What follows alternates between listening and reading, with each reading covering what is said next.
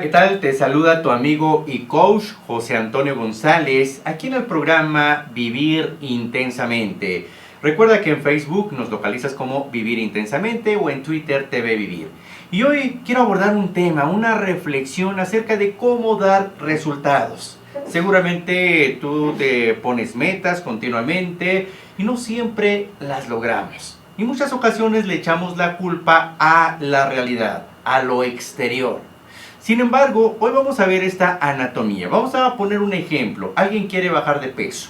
¿Qué le recomendarías a esta persona que quiere bajar de peso? Es su meta. Bueno, seguramente que coma menos, que haga ejercicio, que siga todo un plan nutricional. Sin embargo, todo eso ya lo sabe. Es decir, que si yo te pregunto a ti una meta que tú quieres lograr y te pregunto qué tienes que hacer para ello, seguramente me vas a dar una serie de indicaciones y de conductas, pero ya lo sabes. Eso significa que el conocimiento no garantiza el resultado. ¿Qué es lo que hay entonces atrás? ¿Qué es lo que hace que no hagamos esta serie de acciones? Bueno, vamos a imaginar entonces que yo quiero bajar de peso, no lo estoy logrando, pero de pronto conozco a alguien y entonces me interesa salir con esa persona. Y entonces ahora sí, empiezo a cuidar mi peso, empiezo a ir al gimnasio, empiezo a procurarme más. Esto significa que lo que hay atrás es una emoción. Las emociones, viene de emovere, emoción, es lo que nos lleva a hacer ciertas conductas, ciertas acciones. Por lo tanto, no es la realidad lo que nos va a mover, sino es la motivación. Pero la pregunta sería, ¿qué está atrás de la motivación? Bueno, atrás de la motivación está lo que yo pienso. Un ejemplo de esto. Si yo pienso que alguien se está riendo de mí, entonces voy a emocionarme, voy a tener una emoción de enojo, de cierta frustración y voy a tratar de desquitarme. Al revés, si yo veo que se están riendo conmigo, que más bien me están invitando a algo cordial, mi emoción va a ser de apertura. Por lo tanto, lo más importante para lograr nuestras metas es qué estoy pensando. Y si quieres lograr una meta personal, la pregunta es, ¿qué pienso de mí? Acuérdate, alguien que está gordo piensa como gordo, por lo tanto va a actuar y a comer como gordo. Entonces vamos a reflexionar, vamos a cuestionar qué es lo que necesito pensar, como quién debo de pensar, para que entonces pueda hablar, pueda actuar y ahora sí voy a obtener el resultado esperado. Esto en programación neurolingüística se le llama congruencia, en donde voy a pensar, voy a hablar, voy a sentir y voy a actuar de esa forma congruente de acuerdo a los resultados. La realidad no tiene que ver, solamente influye ligeramente. La determinación la tomas tú.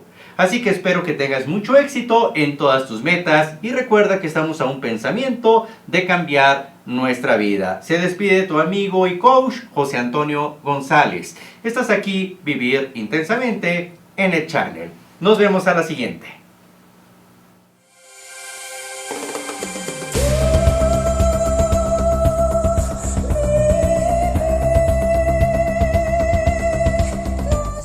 ¿Qué tal amigos? Bienvenidos a un programa más de Vivir Intensamente. Te saluda tu amigo y coach José Antonio González y recuerda que podemos estar en contacto, estamos en Twitter como TV Vivir o en Facebook como Vivir Intensamente. Recuerda que este programa queremos que estemos interactuando, en donde compartamos algunas ideas, tus dudas, y lo más importante es que busquemos siempre opciones para un mayor crecimiento, un mayor desarrollo personal.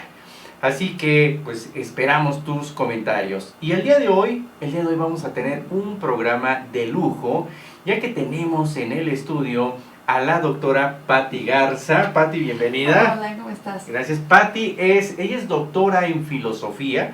De hecho, tiene estudios en Europa y en Asia de filosofía. Ella también es directora de filosofía corporativa. Y por supuesto, a lo mejor la has escuchado en Radio Centro. Ella es conductora del programa Somos Familia, que lo puedes escuchar todos los días en el 10:30 de AM en Radio Centro de 4 a 5 de la tarde, ¿verdad? Bueno, pues bienvenida.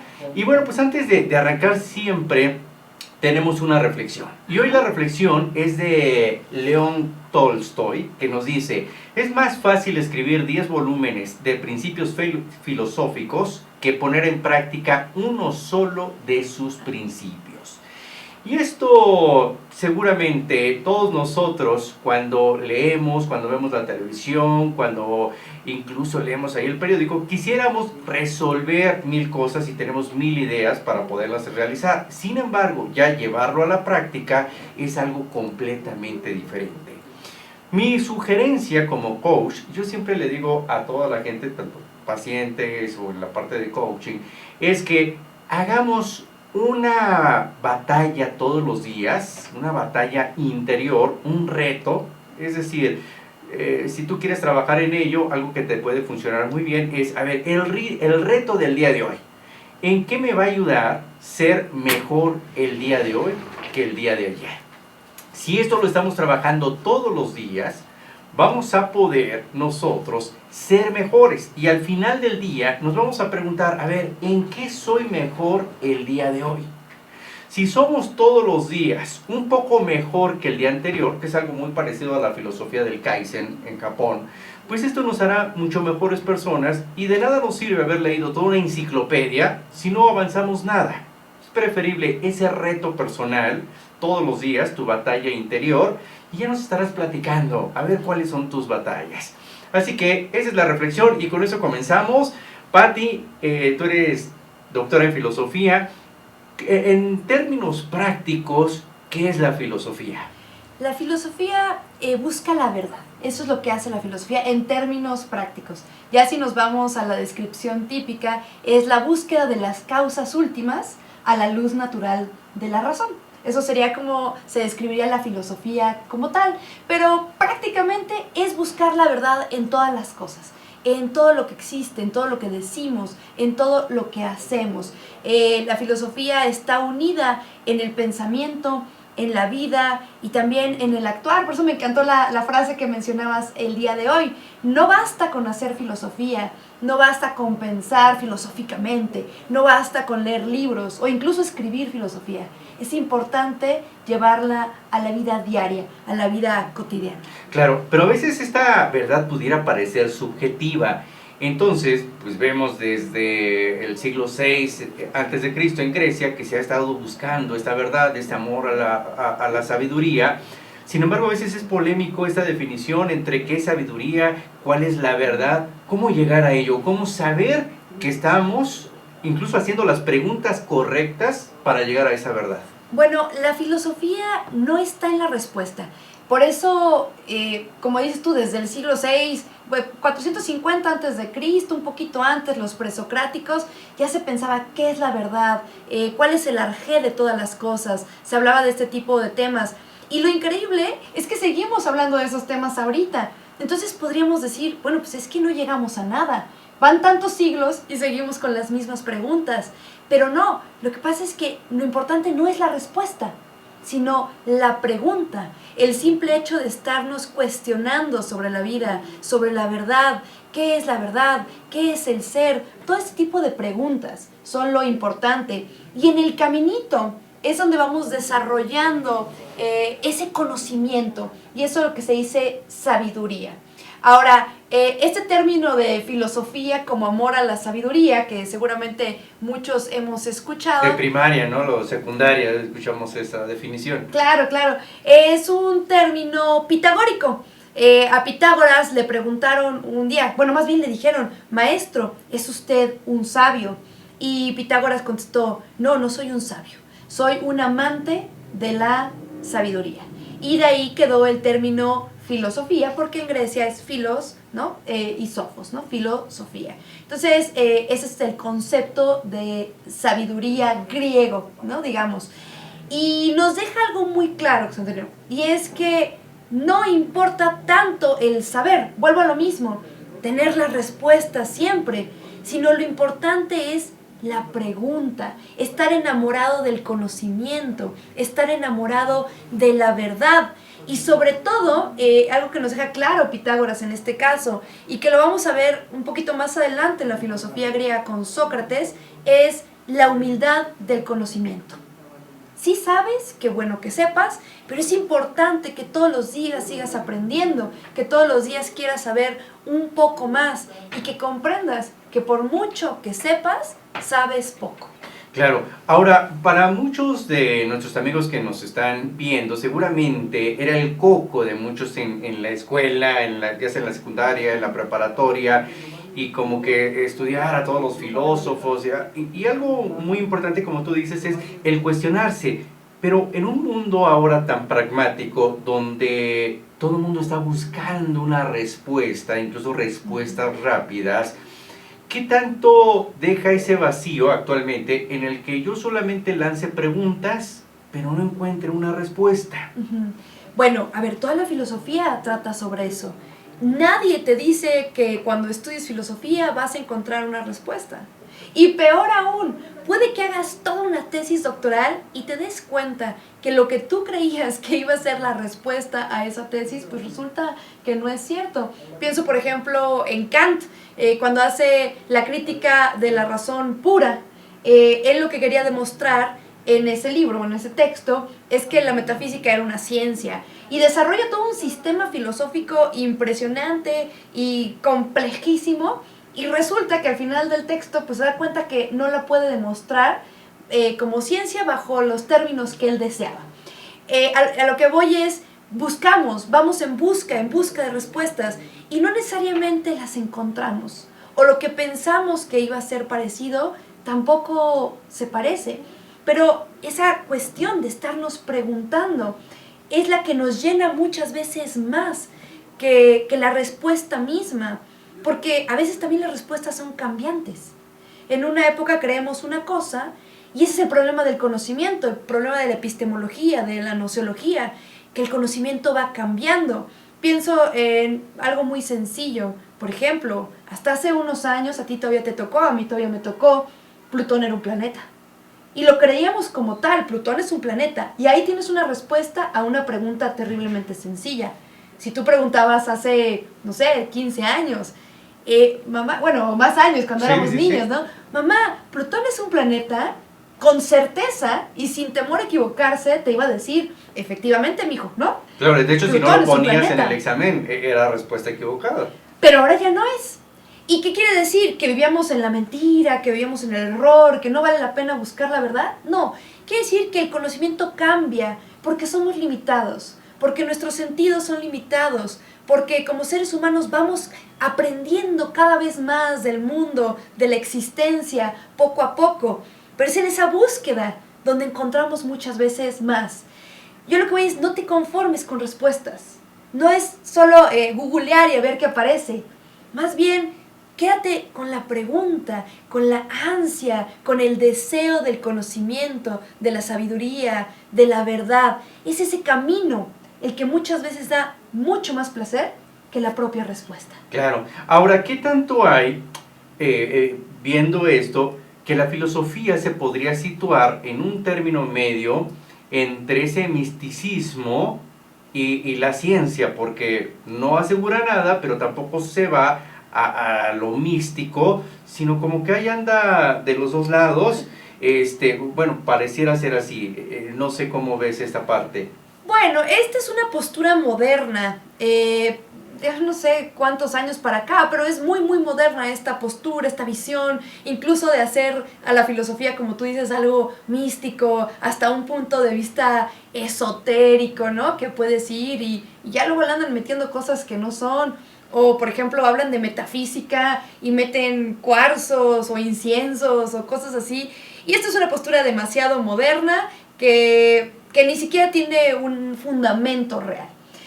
Recordemos que más bien la filosofía es la ciencia madre de todas las ciencias. Cuando no existía la ciencia como tal, cuando no existía la física, cuando no existía la química, la matemática, y estoy hablando de las ciencias básicas, lo que existía era la filosofía.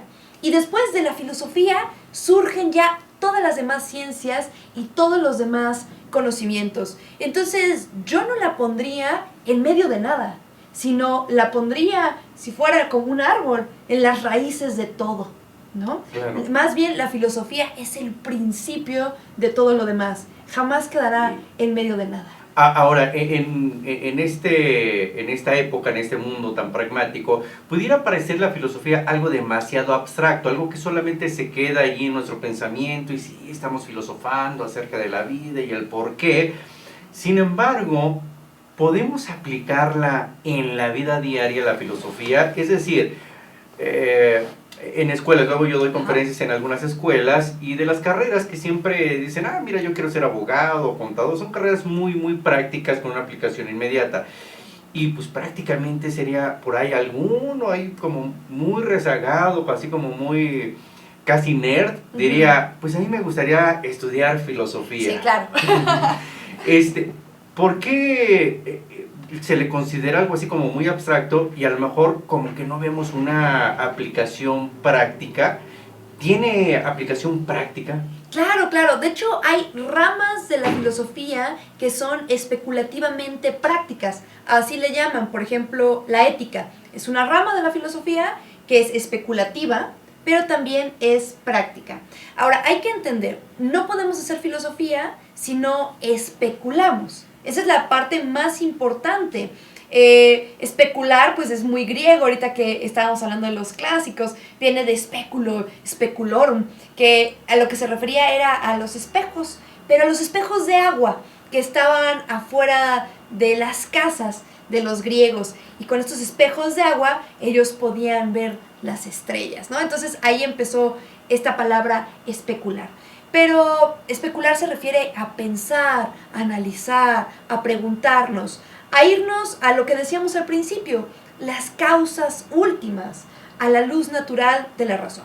Entonces no puede haber filosofía si no especulamos, eso es muy importante.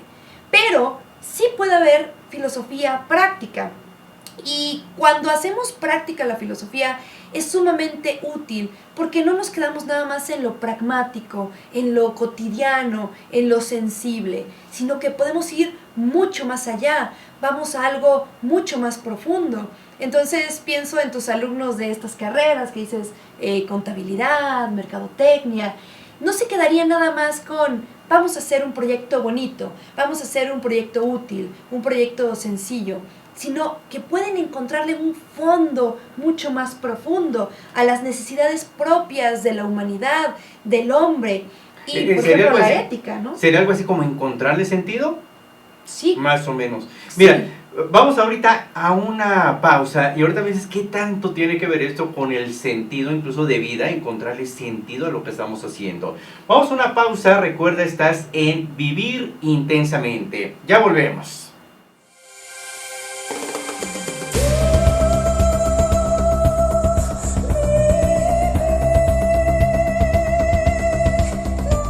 Bien, pues ya estamos de regreso, estás en el programa Vivir Intensamente. Hoy estamos con la doctora Patti Garza, estamos hablando de la filosofía y lo práctico que lo podemos hacer en nuestra vida diaria. Antes de irnos a la pausa, estábamos platicando acerca de que le podemos encontrar algo de sentido o algo mucho más profundo que solo lo superficial, por ejemplo, al estudiar alguna carrera. Entonces, ¿cómo poder encontrar este sentido o ver algo más allá de lo superficial? Así es. Mira, por ejemplo, en el ámbito práctico, yo doy muchas conferencias en empresa. Y dirían, bueno, ¿para qué quieren un filósofo en la empresa? ¿No? ¿Qué pérdida de tiempo o qué inútil? Aquí no queremos estar especulando, ni tenemos espejos de agua en cada oficina, ese tipo de cosas. Pero todas las empresas tienen recursos humanos. Entonces, eso es una rama de la filosofía, la antropología filosófica. Si tú quieres entender a tu personal, primero hay que entender que son seres humanos. Entonces, ¿quién es el hombre? ¿Cómo se lleva a sí mismo? ¿Cuáles son sus preocupaciones? Cuando comprendes al hombre, entonces empiezas a entender la problemática que rodea al hombre y puedes resolver muchos problemas normales de la vida cotidiana, por ejemplo, en la empresa. ¿Por qué la gente está enojada? ¿Por qué no se sienten felices? ¿Por qué, por qué no hay un life-work balance en las empresas? Todo ese tipo de cosas se pueden resolver y son sumamente prácticas. Y yo no estoy hablando nada más de, ay, pues mira, vamos a darles una conferencia. No, estoy hablando de práctico incluso a nivel económico, que se les pueda dar un curso, que se les pueda dar un coaching, que a la empresa le produzca dinero. Entonces no estamos hablando solo de ser prácticos en el sentido de que podríamos aplicarlo, sino que estamos hablando de ser prácticos en el sentido de que hay un retorno de inversión, incluso del dinero que tú estás pagando por un curso de estos. Claro. Esto lo hace realmente práctico, Sí, por cuando supuesto. hay dinerito de por medio, ¿no? Claro, que les interesa muchísimo a todas las organizaciones. Ahora, ¿qué tanto se mete ahí la psicología o qué tanto se combina psicología con filosofía? Por ejemplo, en el cambio de un desarrollo organizacional en una empresa. Claro, pues como yo te decía, la filosofía es la ciencia madre y la psicología es como una hija de la filosofía. Sí, perdón que te interrumpa, pero antes Ajá. la facultad de psicología, bueno, mejor dicho, antes de ser facultad de psicología, se daba en la UNAM en la facultad de filosofía y después ya tuvo su propia facultad. Claro, porque son muy cercanas. Decía uno de mis profesores, la filosofía tuvo dos hijas, la psicología y la pedagogía, ¿no? Entonces son sumamente cercanas. Se combinan, pues es como la genética, cómo se combina una hija con su madre, ¿no? Son tan cercanas que se parecen a veces hasta en los ojos. Y yo vería la psicología y la filosofía así. Ahora, la filosofía va un poco más a la parte, si quieres, del ser, la parte especulativa, las causas últimas, se pregunta un poco más el por qué. La psicología va más hacia la psique, ¿no? Y eso, bueno, pues eso tú no lo podrías explicar mejor. Y hacia las conductas y comportamientos, ¿no? Las emociones. Exacto. Ahora, ahora vemos ya muchas series de televisión, por ejemplo, muchas películas que ya retoman muchas cosas filosóficas. Una de ellas que tuvo mucho éxito y que retoma muchos conceptos filosóficos fue la de Doctor House. Por ejemplo, a mí lo que me gustaba mucho de la serie es de que además del enigma que tenía que resolver, pero mucho era con elementos de la filosofía, de cuestionarse, de hacer preguntas, de indagar, como Doctor House con su equipo lograba descubrir estos casos tan difíciles, que es una metáfora hacia la vida. En este caso, ¿cómo podemos ayudarnos, ya sea de películas, de series de televisión, y que los usemos como metáforas filosóficas y que lo podamos aplicar a nuestra vida? Claro, pues mira, ahí Doctor House lo que aplicaba mucho es, por ejemplo, la mayéutica. Esto es, pues, una parte del pensamiento socrático. Sócrates asumía que la verdad se podía como parir, su mamá era partera, y entonces asumía que la verdad se podía parir a base de preguntas. Entonces tú vas haciendo una serie de preguntas hasta llegar a una respuesta que de alguna manera estabas buscando. Y eso lo vemos continuamente en la serie de Doctor House, como dices, preguntas, hasta llegar a qué es lo que tenía, en este caso, el paciente. Pero no es la única. Por ejemplo, ¿viste Matrix?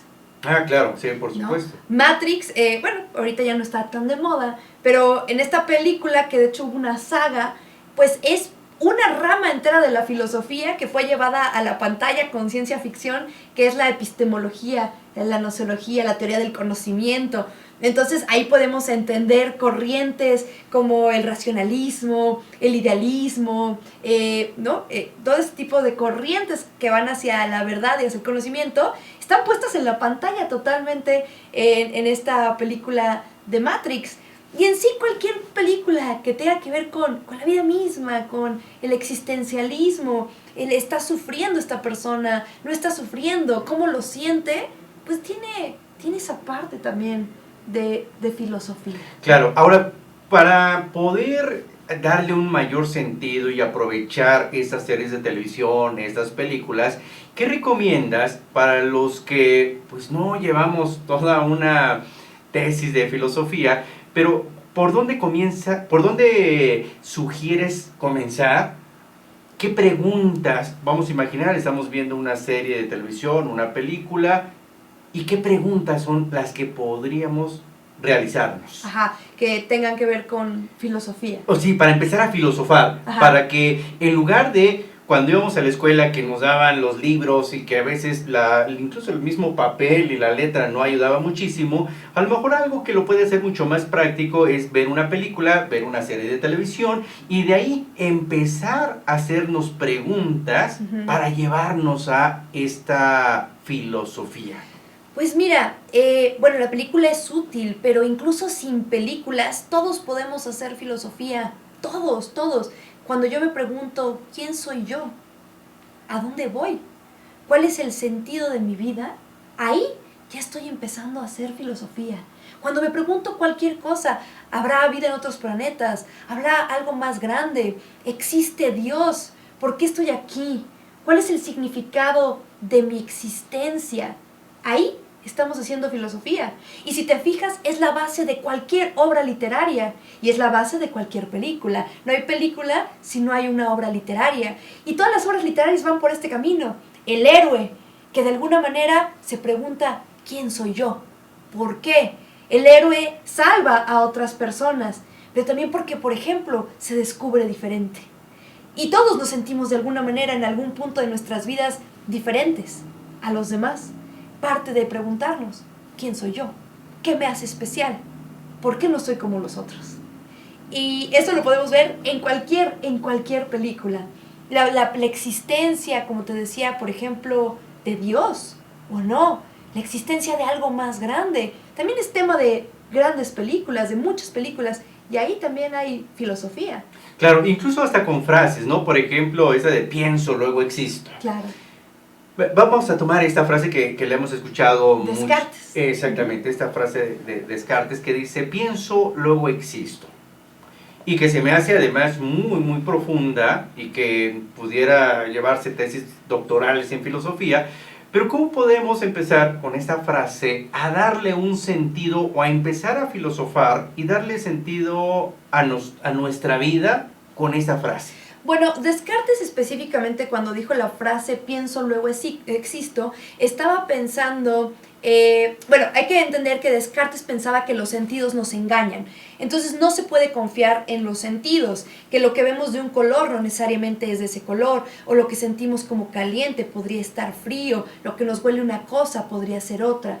Descartes no es realista en ese aspecto como serían por ejemplo, Aristóteles. Hay una gran diferencia en esa filosofía. Por eso Descartes dice, ¿cuál es la única certeza que yo tengo? Antes de hacer esta frase. Y la única certeza que tiene Descartes es que piensa. Dice, a ver, yo no sé si tengo cuerpo, en realidad. Yo no sé si soy rubia, por ejemplo, o no. O sea, yo me veo así en el espejo, pero no necesariamente así son las cosas. Lo único que estoy seguro es que pienso. Esa es una certeza cartesiana. Y como pienso, entonces me doy cuenta de que existo. Así es como Descartes explicaría esta frase. Pero desde un punto de vista más útil, hacia donde tú vas, yo lo vería más desde el lado, por ejemplo, de la prudencia, la virtud de la prudencia, que es pensar antes de actuar. Yo creo que por ahí va más un poco tu pregunta. Todo lo que haga, toda acción que yo haga, tiene que ir siempre de la mano de un pensamiento, ¿no? Piensa antes de actuar y así vas a ser prudente. Y solo el hombre prudente se gobierna a sí mismo. Y tú no puedes ser líder de nada más, tú no puedes gobernar nada más si primero no eres capaz de gobernarte a ti. Y para gobernarte a ti tienes que pensar. Claro, ahora, ¿qué tanto hay? Porque ahora la inteligencia emocional dice, está bien aquellas personas que piensan mucho, que razonan mucho, pero se olvidan de la emoción. Y entonces hay personas que solamente están en este análisis, en este pensamiento, e incluso es producto de una gran neurosis, y esa parte emocional ahí se va reprimiendo. Volviendo a alguien que quiere filosofar, dice, ok, pienso, luego existo, voy a pensar las cosas con bastante prudencia, pero demasiado análisis causa parálisis. Entonces ahí, ¿cómo le puedo hacer usando la filosofía para no quedarme atorado en un pensamiento o en esta parte racional? No sé si hay entre otro concepto filosófico, otra frase. ¿Cómo lo puedo complementar? Bueno, mira, aquí estás tomando varios temas y todos son excelentes, ¿no? Hablas de la inteligencia emocional Y bueno, ahorita se le adjudica la inteligencia emocional más a la psicología, al desarrollo humano, pero cuando Daniel Kahneman hace este texto, yo en realidad lo que veo es que hay un estudio profundísimo de Aristóteles. Sí. Es filosofía pura llevada a la vida muy práctica, que es lo que tú decías, es filosofía práctica. Si vemos este texto, vamos a ver que está casi partes completas del de ánima de Aristóteles y de la ética Nicómaco, ¿no? Que él llevó a una situación más sencilla de explicar. Y es súper importante esto de, como dices tú, del control de las emociones. Las emociones son buenas todas, incluso, por ejemplo, la ira, esta frase de Aristóteles de es válido enojarse en el momento indicado, con la persona indicada, en el lugar indicado, es Aristóteles. Exacto. Y lo vemos después plasmado en la inteligencia emocional. Por otro lado, hay otros filósofos que hablan, por ejemplo, Marcel, y quien va a hacer también unos conceptos muy interesantes sobre esto después va a ser la filosofía personalista, por ejemplo, Karol Wojtyła, en el concepto de la acción. Y es muy importante lo que estás diciendo, o sea, no quedarnos nada más en lo especulativo, no quedarnos nada más en el pensamiento, sino hay que llevar las cosas a la acción. Y, por ejemplo, Wojtyła va a decir, el hombre se revela en la acción. Entonces, no es suficiente el actuar, o sea, no es suficiente el pensar y el actuar, sino que cuando tú actúas, te revelas a ti mismo y das por hecho quién eres de verdad. ¿Tú quieres saber quién es alguien? No te conformes con ver qué dice, porque puede decir mentiras, porque puede ser hablador, porque puede ser fanfarrón. ¿Tú quieres saber quién es alguien? Ve cómo actúa, porque el hombre se revela en la acción. Claro, entonces, por ejemplo, para ponerlo ya en algo muy práctico, ahorita vimos varias frases de varios filósofos, desde Aristóteles hasta Karol Wojtyła. Entonces, cuando yo quiero, vamos a pensar que inicié con esta frase de pienso, luego existo, pero me doy cuenta de que demasiado pensamiento me da una especie de sufrimiento, de neurosis, retomo a Aristóteles, pero luego también me voy a Karol Wojtyła, donde es la acción. ¿Cómo poder ir hilando esto para plasmarlo en una acción de vida? Ajá. Y que no me quede con una frustración? Lo comento porque cuando la gente va a terapia o una asesoría de coaching, va muy confundida. Uh-huh. Y si empieza a preguntarse cosas, va a quedar mucho más confundida. Entonces, ¿cómo evitar esa confusión? Y más bien ir tomando, así como ahorita lo hiciste, de tal manera que la persona pueda llegar a una propia conclusión. Sí, yo creo que va de la mano más bien del equilibrio. O sea, no es suficiente con pensar. Bien dices, el que está solo pensando en exceso, bien puede llegar a una neurosis, sobre todo porque está ensimismado. Está pensando solo en el yo, en mis problemas, en lo mismo. Y puede creer que está filosofando. Vicioso. No es filosofía, bueno, en absoluto. Puede creer. No, y es excelente tu comentario, pero no es filosofía en absoluto, porque la filosofía va más allá. Si bien es cierto, es importante la interiorización, y solo el ser humano es el único ser capaz de lograr esto, ¿no? El conozco que me conozco. La filosofía también trata de explicar el universo, trata de explicar lo que está afuera y no solo adentro, que en términos muy actuales, no te clavas en un solo pensamiento, hay que pensar en muchas cosas, ¿no? Esa sería la primera parte. Y para no quedarnos ahí, yo creo que la respuesta está en el equilibrio. Y dentro de la filosofía, pues está en la rama de la ética. La rama de la ética va a hablarnos de la virtud. Entonces, si tú quieres estar bien contigo mismo en todos los aspectos, si tú quieres, como dices bien, no llegar a esta neurosis por exceso del pensamiento, pues tienes que estar en el equilibrio entre el pensar y en el actuar. Y también un equilibrio en la vida. Que a mí me gusta, siguiendo a Aristóteles, seguir estas 4 virtudes, ¿no? La templanza, que es moderar el cuerpo, siempre equilibrar tu cuerpo. La fortaleza, que es equilibrar tus emociones. Bien hablábamos ahorita de las emociones. La justicia, que es dar a cada quien lo que merece. Y eso es parte del equilibrio en la vida. Y la prudencia, de la que ya hablábamos, que es siempre pensar antes de actuar. si tú quieres estar bien contigo mismo, y esto es independiente incluso de cualquier religión, no importa la religión que tengas. De Si hecho, tú lo quieres que estar te iba a bien, preguntar, ¿los es filósofos creen en algo o son como ateos? ¿Cómo la mayoría de los filósofos, cómo son? Hay muchísimas ramas de la filosofía, entonces, y muchos autores. Entonces depende, digamos, qué autores sigas, a qué ramas te dediques en específico, pues va a ser cómo lleves tu vida. Los clásicos, los filósofos clásicos de los que hemos estado hablando ahorita, pues por ejemplo son antes de Cristo. Entonces no se puede decir que sean católicos, ni mucho menos, más bien tienen una influencia mitológica. Luego viene toda la época medieval, donde hay un sincretismo entre la filosofía y la revelación, ¿no? Eso, bueno, es toda una época, y los que se dedican a filósofos, sobre todo medievales, bueno, pues van a ser personas católicas profundamente, porque van a leer a San Buenaventura, Santo Tomás, San Gregorio, San Anselmo, y si llevan la vida de acuerdo con lo que leen, pues seguramente serán, por ejemplo, católicos. Luego vienen los modernos, a partir de Descartes, de quien también hablábamos, que seguramente les gustará más, pues no sé, un Dios lejano, un Dios que vino, creó algo y se fue, ¿no? Y luego ya vendrán los contemporáneos y los posmodernos, que probablemente pues no crean en nada. O mejor aún, los posmodernos, que juntan un poco de todo y de pronto te hablan de Dios, pero otro día te hablan de los cuarzos, ¿no? Depende mucho de qué rama de la filosofía. Y todo es válido. Claro. Yo creo que no hay que imponer conocimiento. ¿La filosofía se puede decir que es ciencia? Sí, bueno, sí, la filosofía es una ciencia, es el saber, la ciencia madre, el saber de todos los saberes.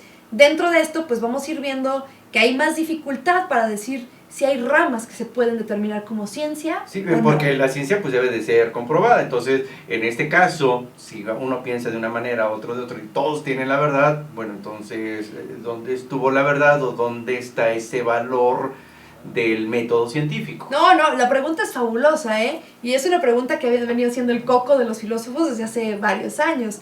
Pero recuerda que la ciencia no nada más se queda en la respuesta tampoco, sino en la metodología, en la hipótesis. Y la filosofía tiene toda esa parte.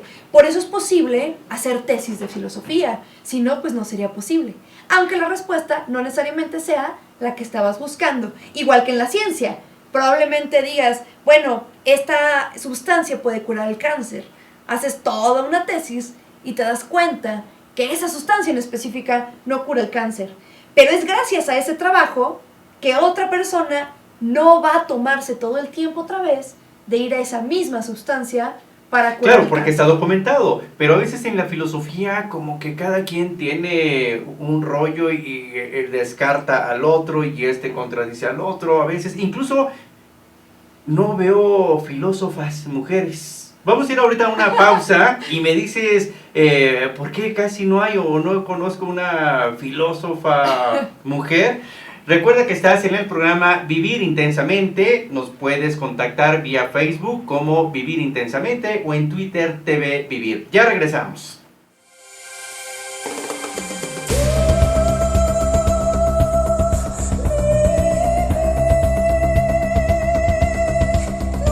Bien, ya estamos de regreso, el programa Vivir Intensamente. Hoy estamos filosofando con Patti Garza, un programa donde estamos abordando de cómo hacer práctica la filosofía, porque para muchos fue nuestro coco en la secundaria o en la preparatoria y lo vimos como algo muy lejano, algo muy abstracto. Sin embargo, realmente puede ser algo de mucha utilidad en nuestra vida diaria. Y antes de irnos a la pausa, Patti, estábamos hablando de que casi no hay mujeres filósofas. Así es. Bueno, pues mira, está, por ejemplo, Diotimia, está Simone de Beauvoir, ahorita, se me olvidó el nombre, pero la de la película de Ágora, por ejemplo. Claro, sí, muy buena película. Filósofa. Pero yo creo que no es culpa de las mujeres, no es que las mujeres no tengamos la capacidad de filosofar. No, más bien es culpa de la época, de las épocas. ¿O es machista la filosofía? No, en absoluto. Más bien recuerda la historia y hay muchas épocas en que a la mujer no se le permitía estudiar, ¿no? Entonces una mujer que estudiaba es una mujer que era una bruja, una mujer que tenía que morir, una mujer mala. Todavía hace poco tiempo, hace 50 años, estudiar o trabajar para una mujer, incluso en nuestro país, pues no era lo mejor, ¿no? No te vayas lejos, mi abuelita todavía hace poco me decía, cuando yo estaba en el doctorado, ay, mijita, cuando salgas con un muchacho, quédate calladita, porque si no nunca vas a salir, ¿no? Nunca te vas a casar. A la mujer no se nos ha permitido estudiar como a los hombres. El hombre que es sabio es admirable. La mujer que sabe mucho a veces es odiosa. O la mujer que tiene un excelente trabajo, pues es mala, ¿no? Se ha visto eso. Pero los tiempos están cambiando y vas a ver que vienen muchísimas filósofas nuevas. Claro, como Patti Garza, que estaríamos escuchando ahí bastante este nombre en filosofía. Y mira, para hacerlo, ahorita recuerdo esto del mito de la caverna. Por ejemplo, ¿cómo le podemos dar una utilidad práctica a nuestra vida de crecimiento, de desarrollo? Y podemos utilizar algo de la filosofía clásica, por ejemplo, con esto del mito de la caverna. Bueno, el mito de la caverna es fascinante, ¿no? A todos los que les guste la filosofía tienen que pasar por ahí, y todos los filósofos, bien o mal, tenemos algo de platónicos, ¿no? Platón hizo, pues ahí cambió mucho la filosofía. El mito de la caverna lo que nos enseña es a ver la verdad, a ver más allá. La idea es, todos vemos las cosas muchas veces como quieren que las veamos. No somos críticos, nos conformamos con lo que nos dicen. Y piénsalo, José Antonio, nos conformamos con lo que nos dicen los medios, con lo que nos dice incluso nuestros padres, nuestros maestros. El mito de la caverna te invita a que no te conformes con eso, sino ve más allá, sé crítico, duda, sal de la caverna, no te quedes ahí, no te creas todo lo que te dicen. Y eso es algo que podemos aplicar todos los días en la vida diaria. Claro, incluso para salir de esa zona de confort, esa zona de mediocridad que a veces nos quedamos estancados. También está, por ejemplo, lo del banquete. El banquete de Platón, bueno, pues eso también es muy aplicable, es muy bonito, porque aparte de hablarnos de cierta comida típica, ¿no? El banquete nos explica el simposium, cómo es que se juntaban los griegos a hablar sobre filosofía, e incluso el simpínare implica que va a haber alcoholito, ¿no? Entonces nos vamos a echar unas copitas coquetas para filosofar, que podríamos hacerlo la próxima vez. Y habla del amor. El banquete de Platón lo que va a hablar es el amor. Y todos, dime José Antonio, perdón, alguien que no le guste el amor, alguien que no quiera hablar del amor, que no lo quiera aplicar para bien a su o para vida. mal, porque hay algunos que como que sienten que no les ha ido bien y dicen, no, el amor no existe, el amor, no hay que enamorarse, y hay otros al revés, hay unos enamorados y que piensan que todo debe basarse en ese amor. Claro, y bueno, el banquete nos marca diferentes opciones, diferentes opiniones filosóficas en torno al amor. Por ejemplo, hay quien dice, es hijo de Poros y Peña. El amor es hijo de la riqueza y de la pobreza, tiene un poco de las dos cosas. O también, por ejemplo, este mito que encontramos en el banquete de cómo los hombres, el mito del andrógino, los hombres estábamos unidos, hombres y mujeres, teníamos 4 brazos, 4 piernas, y siempre estaban contentos. Y de pronto, pues ya Zeus se enoja porque están tan contentos que dejan de ofrecer ofrendas a los dioses, manda un rayo y los separa. Y entonces es difícil encontrar a tu pareja, porque te separaron de ella, pero sí hay una media naranja. Claro, de ahí lo vemos por primera vez. Lo del alma gemela, ¿no? Exacto. Que está en esa búsqueda. ¿No? Y ahí en el banquete pues podemos encontrar todo eso y se disfruta, porque a todos nos interesa los temas de la filosofía, a todos nos interesa hablar del amor, la muerte, que es la vida misma. ¿Y qué más práctico que eso? Porque lo vivimos diario.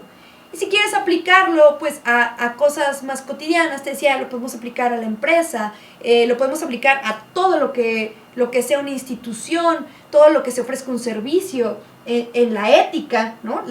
Si quieres hablar de ética, pues ¿a quién tienes que contratar? A un filósofo. Un filósofo es el que te va a decir correctamente qué es la ética, un código de mejores prácticas corporativas. ¿Quién lo va a hacer bien?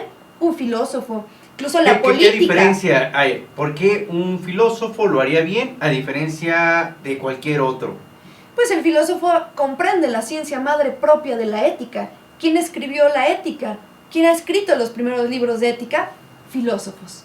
Entonces, tal cual, el filósofo es el indicado para hablar de eso. Lo pregunto porque yo también trabajo mucho en las organizaciones y como que al último en quien piensa puede ser en un filósofo, no que esté eso bien, sino más bien como que no se ha posicionado actualmente el valor que tiene un filósofo en una organización. Pero la pregunta sería, vamos a imaginar, yo soy el empresario, quiero hacer mi código de ética, un código de buenas prácticas, y yo preguntaría, ¿por qué contratar a un filósofo y no a alguien que a lo mejor ya ha hecho algunos otros trabajos, pero que no es filósofo? Porque la ética es una rama de la filosofía. Si tú que hablas de ética, ¿dónde la vas a encontrar? Es la rama de la filosofía, que justamente es especulativamente. Pero puede quedar en la historia. No. La ética es una rama de la filosofía. ¿La Es puede decir, retomar alguien más? Exacto. Sí. ¿Cómo hacerlo práctico, por ejemplo? O sea, a lo que voy es esto. Si tú me dices, mira, el filósofo, al contemplar de una manera holística diferentes elementos, puede generar este valor. Mira, de hecho, traigo una frase de René Descartes y a ver si va por ahí. Sí. Que dice, vivir sin filosofar es propiamente tener los ojos cerrados, sin tratar de abrirlos jamás. Lo que yo veo ahorita, a ver si lo estoy entendiendo así, es que la filosofía te da la posibilidad de abrir estos ojos, de tomar conciencia, para luego complementarlo con algo más, con alguna otra de las hijas de la filosofía. Pero la mamá, que es la filosofía, es la que te puede abrir los ojos de una manera, como lo decías, de las raíces, de ese origen real, y ya lo demás es un complemento. No sé si va por ahí. No, creo que lo explicaste perfectamente bien. Y como te decía, hay ramas propias que son de la filosofía únicamente. Entonces, de ahí viene la raíz de todo y después eso se puede complementar de otras ciencias diferentes, lo que se llama un tema dominio. Pero no puedes tener realmente una base, no puedes tener algo en serio, algo firme, si no tienes primero a la ciencia madre que te va a explicar las cosas, ¿no? Entonces, pues, lo puede ser en la ética, como bien decías, o por ejemplo incluso en la política, ¿no? Bueno, y en la política habrá ética, se puede aplicar. A lo mejor has visto la serie, ¿sí? la serie, hablando de series de televisión, House of Cards, donde por ejemplo Maquiavelo, ¿no? Exactamente, y Maquiavelo, bueno, está toda una filosofía maquiavélica. ¿Y qué tanto habría, por ejemplo, esto en que alguien dice, mira, yo me voy más hacia Maquiavelo o me voy más hacia algo como Platón o como Aristóteles? Si alguien diría, ¿quién está en lo correcto hablando de política? Bueno, a ver, depende de qué quieras. Maquiavelo hace esta obra El Príncipe y es una obra fabulosa, que por cierto, cuenta la leyenda que cuando Maquiavelo llega a entregar El Príncipe, no lo pelan, porque también estaban regalando en ese momento unos French Poodle, unos perritos, y entonces el príncipe, en este caso, los ve y ve a los perritos y no pela el libro, ¿no? Y Maquiavelo dice, este libro, como que no le hicieron mucho caso ahorita, pero cambiará el sentido de la humanidad, ¿no? A ver, depende de qué quieras, utilidad o moral. Son dos cosas diferentes y son totalmente los planos diferentes. ¿A quién hacerle caso?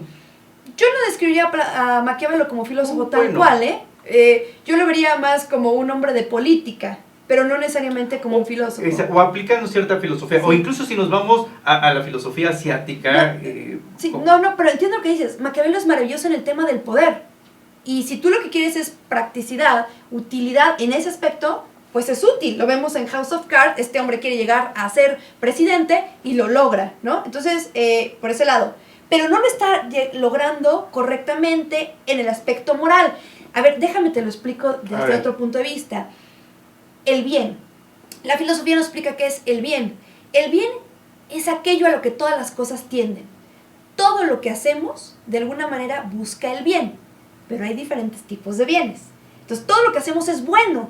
Incluso, por ejemplo, vamos a suponer que te cae gorda tu suegra, ¿no? Y llegas y la matas, ¡pum! Para ti, eso fue bueno. ¿Está bien? Sí, pero no está bien moralmente. Es un bien inmediato. Me libra de mi suegra, pero no es un bien moral. Y es aquí el caso igual de Maquiavelo, ¿no? Yo puedo hacerle una maldad a mi pueblo. ¿Es bueno? Sí. Es bueno para mí como gobernante, pero no es un bien moral.